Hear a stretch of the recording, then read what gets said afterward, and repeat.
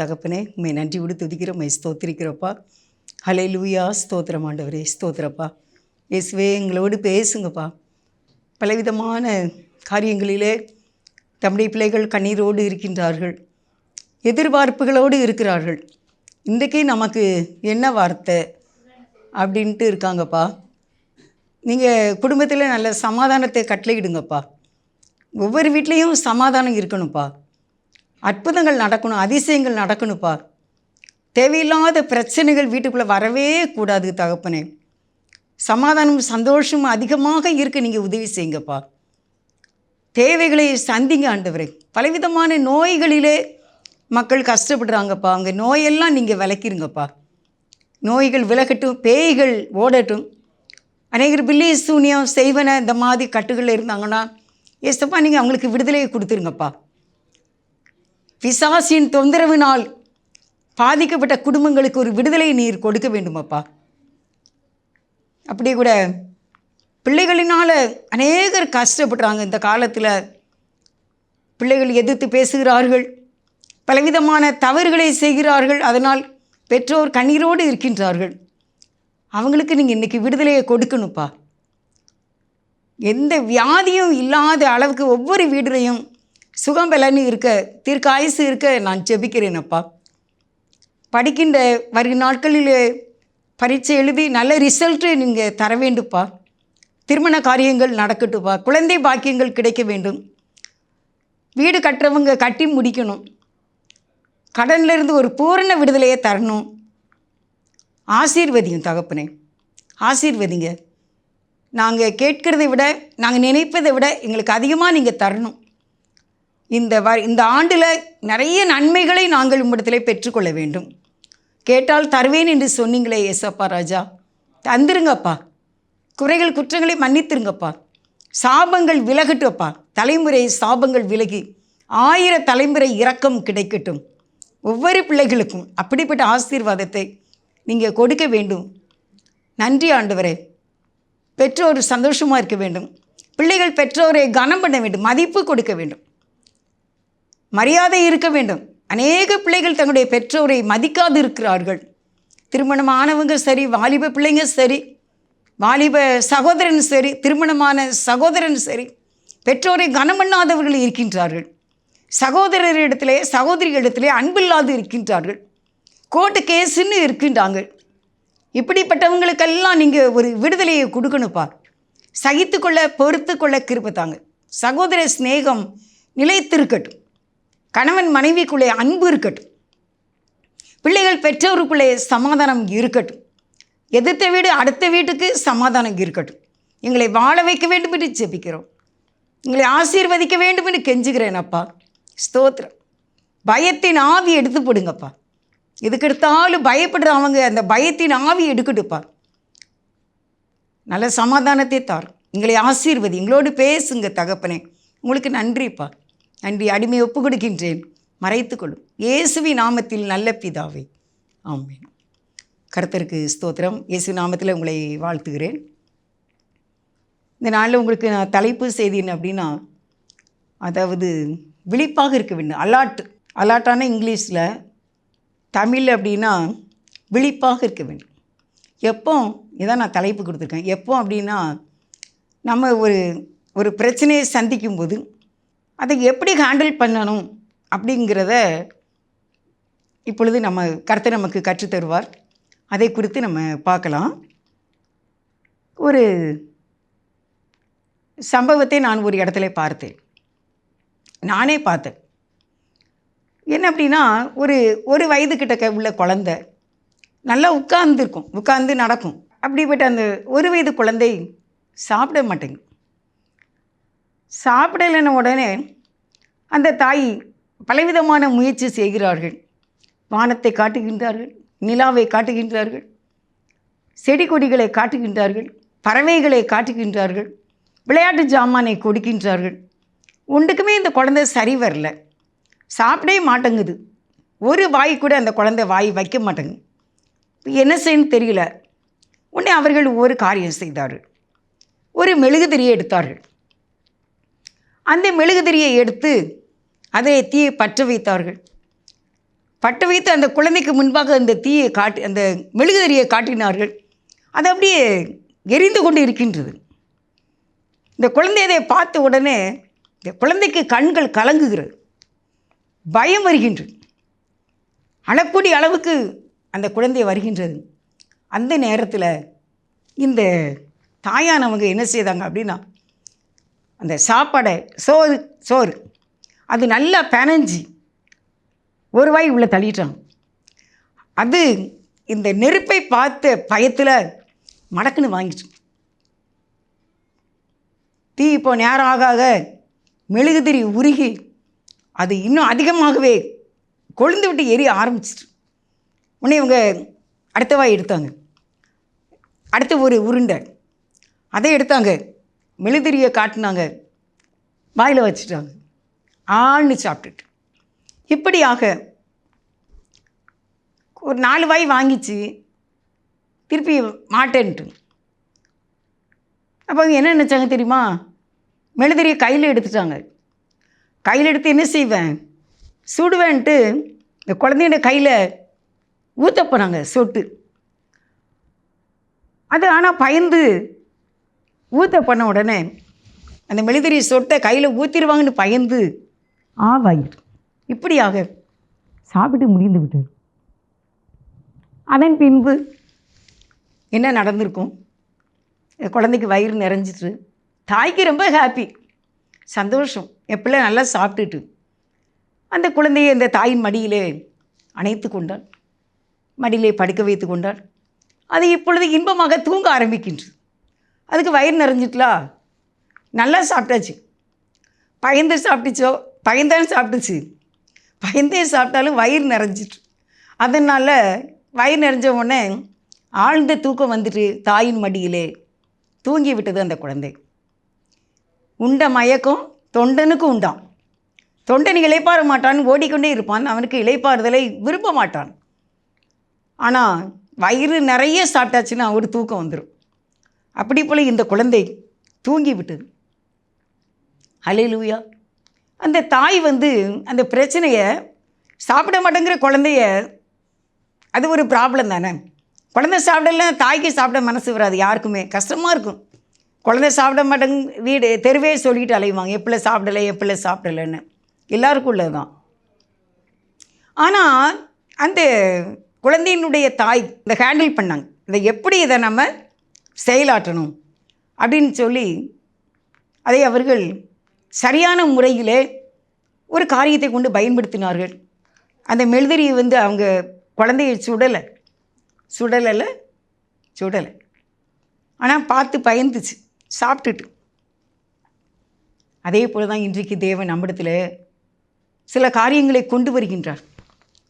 நீங்கள் பயப்படுறீங்களோ, அதை நம்ம எப்படி அந்த டாபிக், அந்த பிரச்சனையை எப்படி நம்ம எடுக்கணும் அப்படின்னா, இந்த தாய் தன் குழந்தைக்கு உணவு ஊட்டுவதிலே மிக விழிப்பாக இருந்தார்கள், அலாட்டாக இருந்தாங்க, சாப்பிட வச்சிடணும் அவங்களுடைய தீர்மானம்.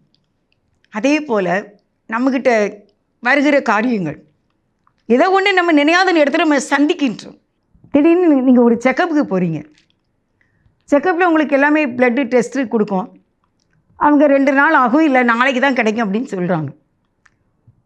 ஒரு நாள் ஆகும்னு வச்சுக்கோங்க. அந்த ஒரு நாளில் இந்த இருதயம் எப்படி பயந்துருக்கும், அது எவ்வளோ மனசு கஷ்டப்படும். என்னதும் இருக்குமோ, நம்ம ப்ளட்டு டெஸ்ட்டில், யூரின் டெஸ்ட்டில் எது பிரச்சனை இருந்துருமோ என்று பயந்து சாவாங்கன்னு சொல்லுவாங்கள்ல, அப்படி பயந்து இருப்போம். ஆனால் அதே இதை நம்ம எளிதாகவும் எடுத்துக்கொள்ளலாம், அதெல்லாம் ஒன்றும் இருக்காது. நான் ஆண்டவர் பிள்ளை, ஏசப்பா பிள்ளை, இது நாள் வரைக்கும் காப்பாற்றிட்டாங்க. எனக்கும் வயசு 40 ஆகிட்டு, இல்லை 50 ஆகிட்டு, 45 வயசு ஆகிட்டுல, 45 வயசு வரைக்கும் காப்பாற்றினாங்க, 50க்கும் காப்பாற்றினாங்க. இப்போ நான் 60 தாண்டி வந்துட்டேன், என்னை காப்பாற்றிட்டாங்க. இப்போ நான் 70 தாண்டி வந்துட்டு என்னை காப்பாற்றிட்டாங்க. நான் 80 தாண்டி வந்துட்டேன், என் கணவருக்கு இப்போ 80 வயசு ஆகிட்டு, நல்லாயிருக்கும், காப்பாற்றிட்டாங்க. இப்படியே நம்ம அந்த பிரச்சனையை ஹேண்டில் பண்ணணும். அந்த பிரச்சனைக்கு கைடு நம்ம தான். நான் சொல்கிறேன் உங்களுக்கு, சாப்பிடாத குழந்தைக்கு கைடு யாராக இருந்தால் உதவியாக யார் இருந்தானா தாய் தான். அதே போல் நம்மை நோக்கி வருகின்ற அது என்ன எப்படி சொல்லலாம் அப்படின்னா, அது தலைமை தாங்கி வருகின்றது. அது எந்த பிரச்சனையும் அந்த பிரச்சனை வந்து எப்படி வருதுன்னா தலைமை தாங்கி வருகின்றது நம்மை நோக்கி. அதை என்ன செய்யணும்? ஃபஸ்ட்டு உங்களுக்கு நான் ஒரு செய்தி கொடுக்க. அது வந்து மத்தேயு 26வது அதிகாரத்தில் 41வது வசனம். நீங்கள் சோதனைக்குட்படாதபடிக்கு விழித்திருந்து ஜெபம் பண்ணுங்கள். ஆவி உற்சாகம் உள்ளது தான், மாம்சமோ பலவீனம் உள்ளது என்றார். ஆண்டவர் வந்து என்ன சொல்கிறாங்க அப்படின்னா,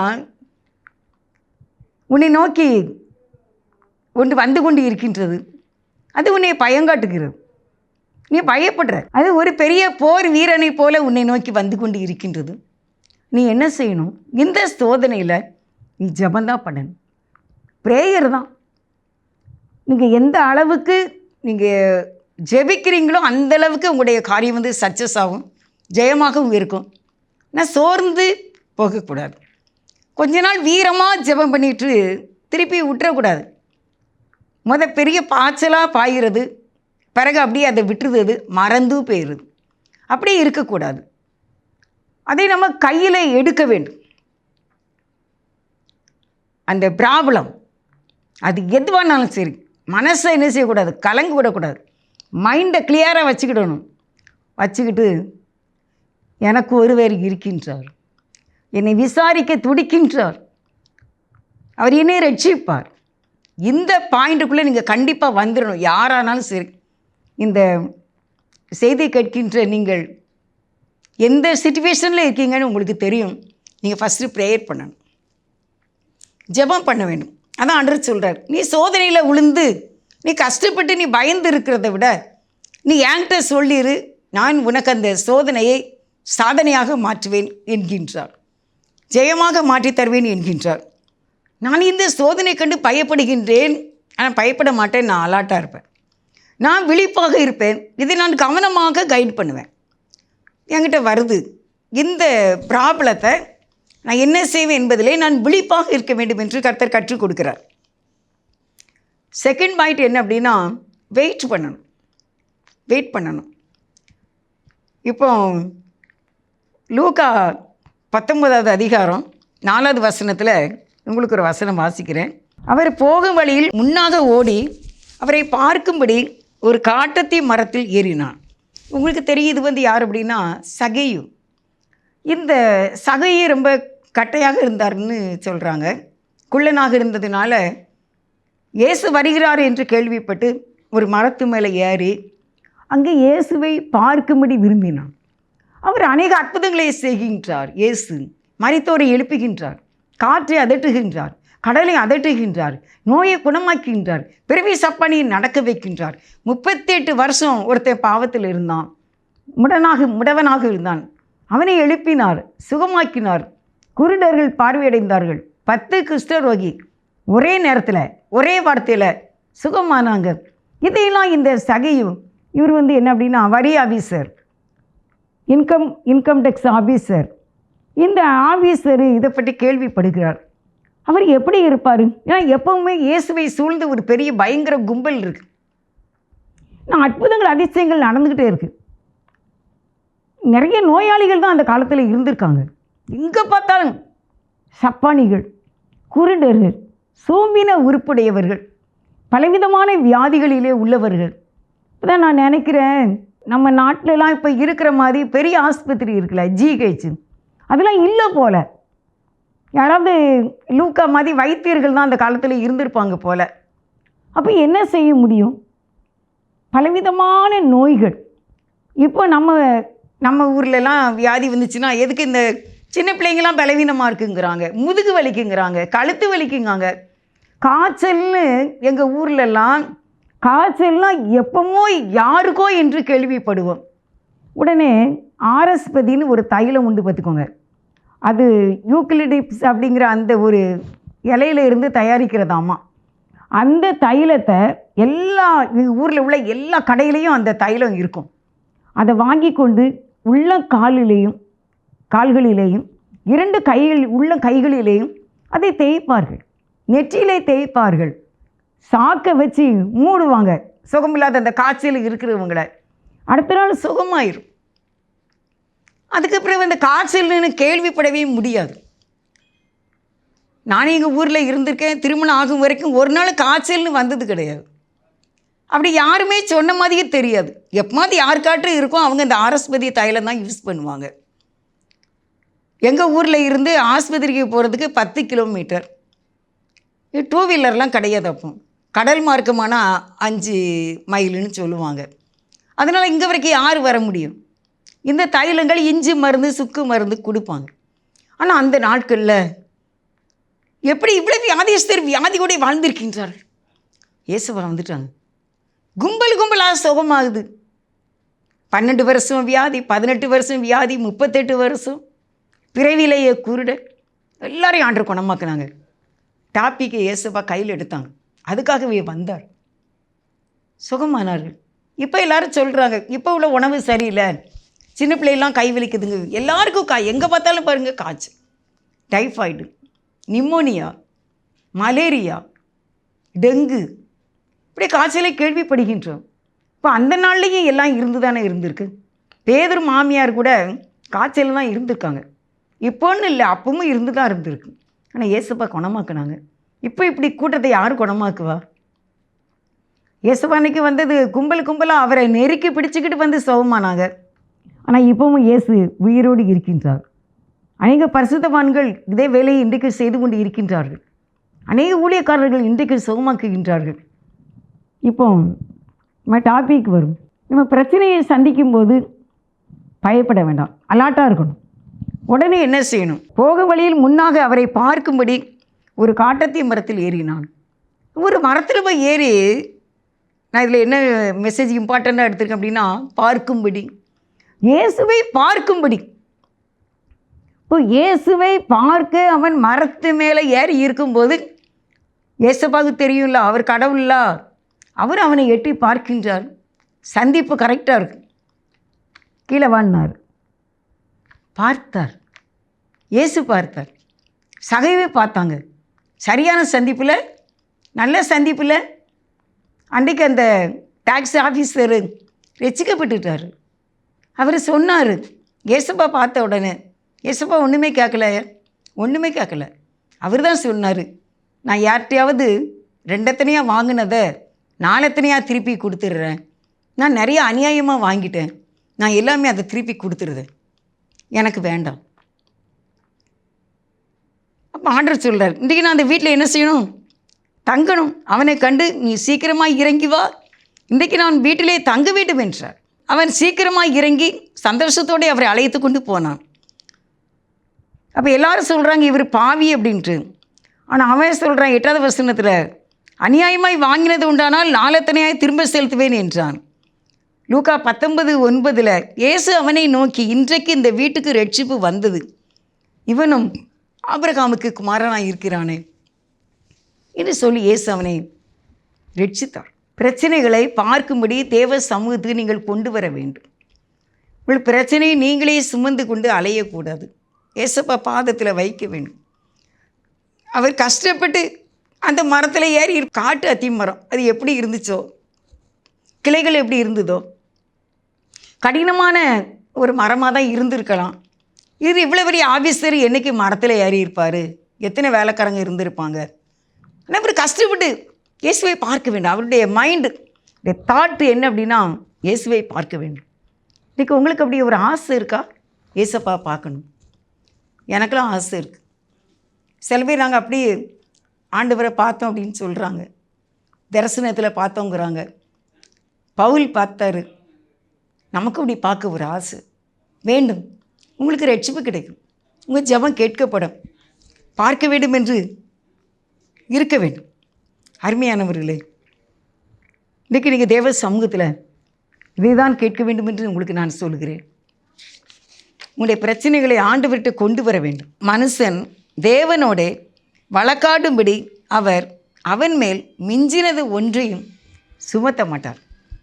அருமையானவர்களே, நீங்கள் எனக்கு இப்படி செய்யலாமா, நான் இப்படி கஷ்டப்படுறேனே அப்படின்னு ஒரு மனிதன் தேவனிடத்தில் வழக்காடும்படிக்கு அவர் அந்த மனிதனுக்கு மிஞ்சினது ஒன்றையும் சுமத்த மாட்டார்.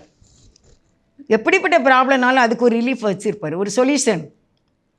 பென்சிலின் ஊசியை போட்டால் அது பிடிக்காதவங்களுக்கு அலர்ஜினா உடனே அவங்க டெத் ஆகிடுவாங்க. அதனால் உடனே மாற்று மருந்து இருக்குது.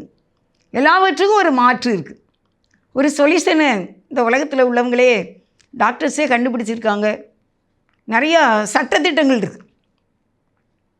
நீங்கள் வக்கீல்கிட்ட கேளுங்க, இங்கே ஜட்ஜிட்ட கேட்டு பாருங்கள். இப்படி ஒரு சட்டம் இருந்தால் அதை மாற்றி அமைக்கிறதுக்கு இன்னொரு சட்டம் இருக்கும். எல்லாத்துக்கும் சொல்யூஷன், ஒரு ரிலீஃப் இருக்குது. அதே போல் நம்முடைய பிரச்சனையும் சால்வ் பண்ணுறதுக்கு தேவன் இருக்கின்றார். அது உங்கள் பிள்ளைகளால் உங்களுக்கு வந்திருக்குதா? உங்களுடைய குடும்பத்தில் உள்ள ஒரு நபரால் நீங்கள் கஷ்டப்படுறீங்களா? இல்லை உங்களுடைய பண விஷயத்தில் நீங்கள் எழுந்திருக்க முடியாமல் இருக்கீங்களா? தேவன் உங்களுக்கு உதவி செய்வார். நாம் அவரை பார்க்க வேண்டும். அது கஷ்டமான காரியம். நீங்கள் 1 மணி நேரம் ஜெபம் செய்து விடுவீர்களா? நீங்கள் அமர்ந்து ஒரு இடத்துல உட்காந்து 1 மணி நேரம் நீங்கள் ஏசப்பாட்ட பேசி தியானம் பண்ணிடுவீங்களா? பாட்டு படிச்சிருவீங்க, பைபிள் வாசித்துருவீங்க. எல்லாத்தையும் மூடி வச்சுட்டு ஆண்டவர்கிட்ட பேசுகிறதுக்கு நீங்கள் 1 மணி நேரம் எடுத்துட்டிங்கன்னா நீங்கள் பெரிய சாதனையாளர். 2 மணி நேரம் எடுத்துட்டிங்கன்னா நீங்கள் பெரிய வெற்றி வீரன்.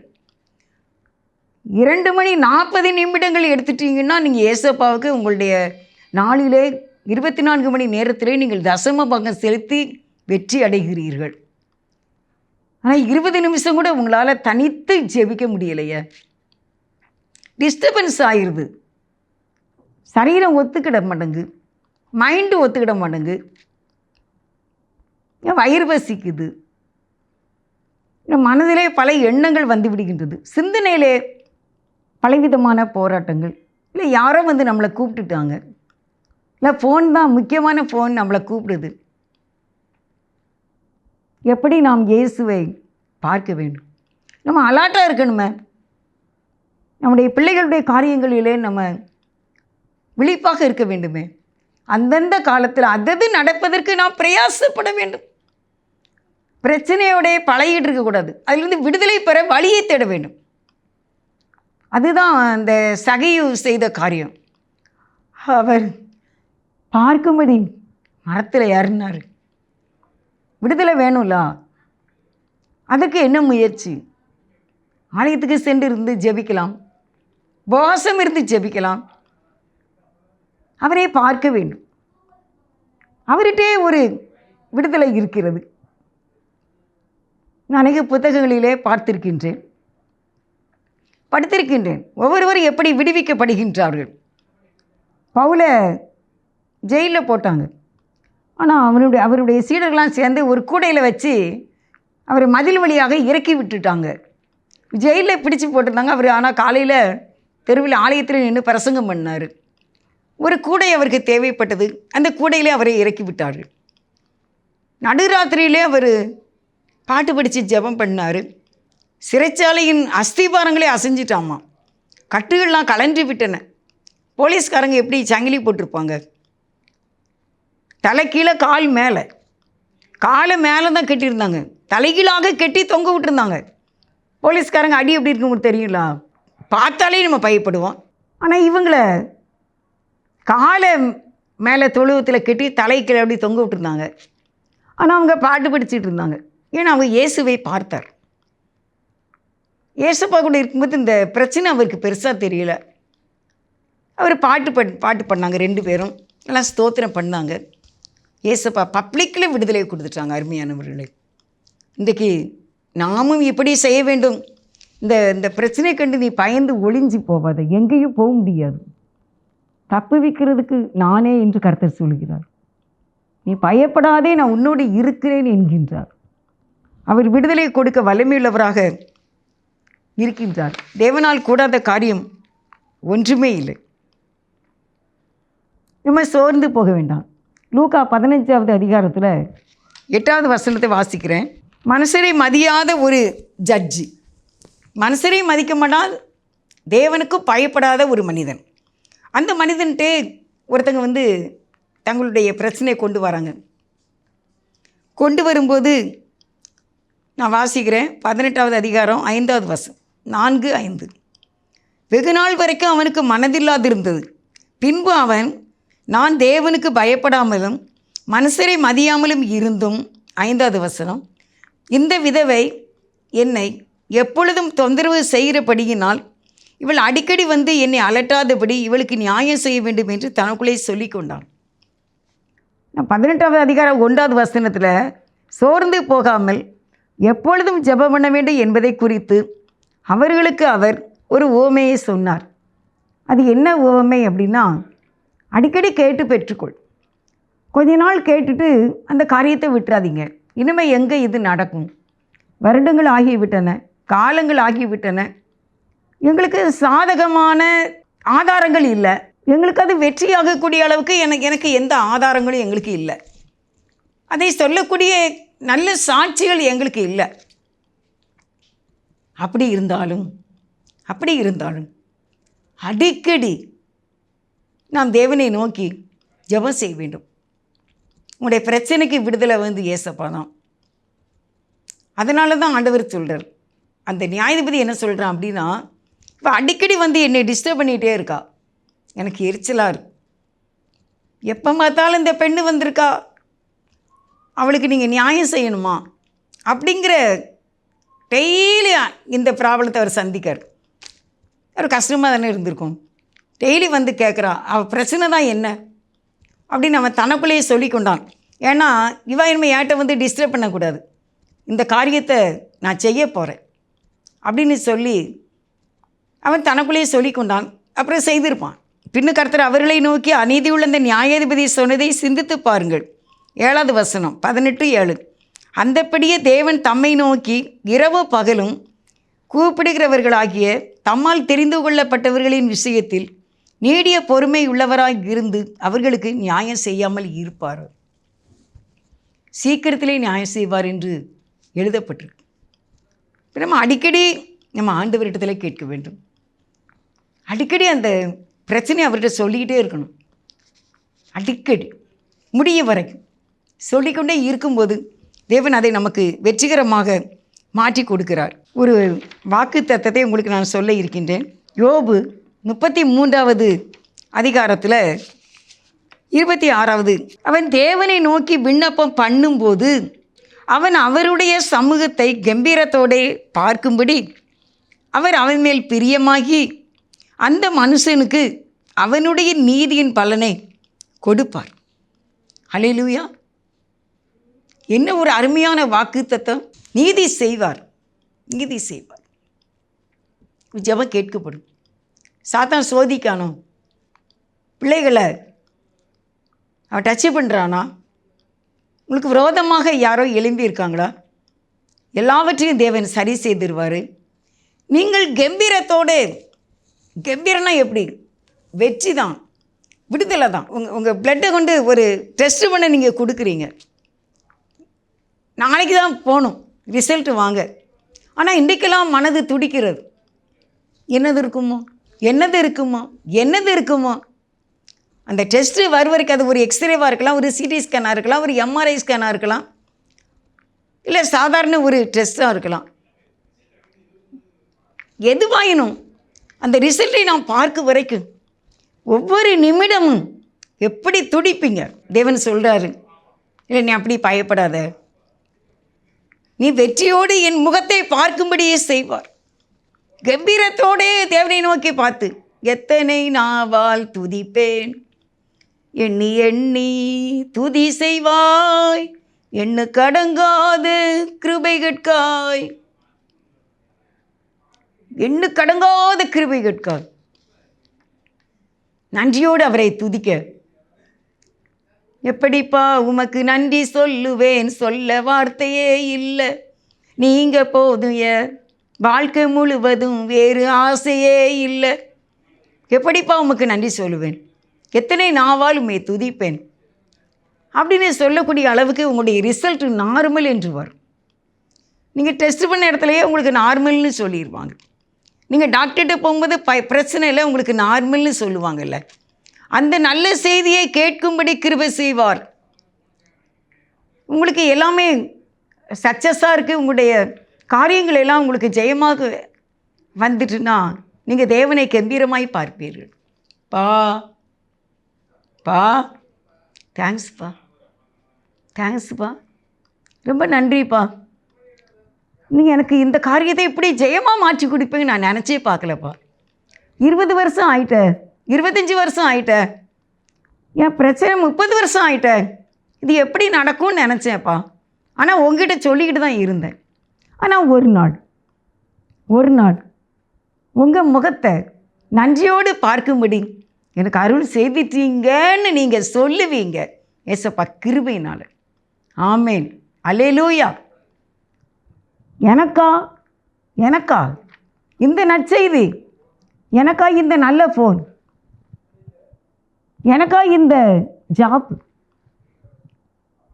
எனக்கா இந்த ரிசல்ட், நல்ல ரிசல்ட், எனக்கா இந்த ப்ரமோஷன் என்று நீங்கள் சொல்லி நன்றியோடு தேவனை கம்பீரமாய் பார்க்கும்படி செய்யக்கூடிய இயேசுவை நாம் ஆராதித்து கொண்டு இருக்கின்றோம்.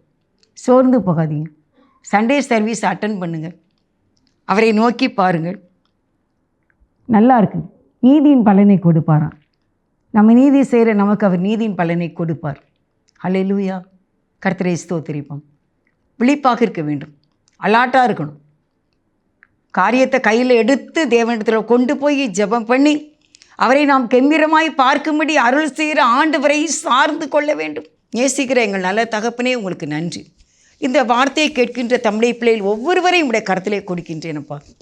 நீர் அவர்களை ஆசீர்வதி. சோதனை கண்டு ஒளிந்து ஓடாதபடிக்கு அதை கையில் எடுத்து சகையை போல உண்மை பார்க்கும்படி கிருபை செய்து சந்தோஷத்தோடு நீர் எங்களை ஆசீர்வதிப்பீர் என்ற விசுவாசத்தை தந்து எங்கள் இந்த செய்தியை கேட்கின்ற ஒவ்வொருவருடைய மன விருப்பங்களை நிறைவேற்றி ஆசீர்வதிக்க வேண்டும் என்று, நீதியின் பலனை தர வேண்டும் என்று, இயேசுவின் நாமத்தில் எங்களுடைய பாவங்களை மன்னித்து எங்களை ஆசீர்வதிக்க வேண்டும் என்று இயேசுவின் நாமத்தில் மிகுந்த மனத்தாழ்மையோடு வேண்டிக் கொள்கின்றேன் ஜீவனுள்ள நல்ல பிதாவே.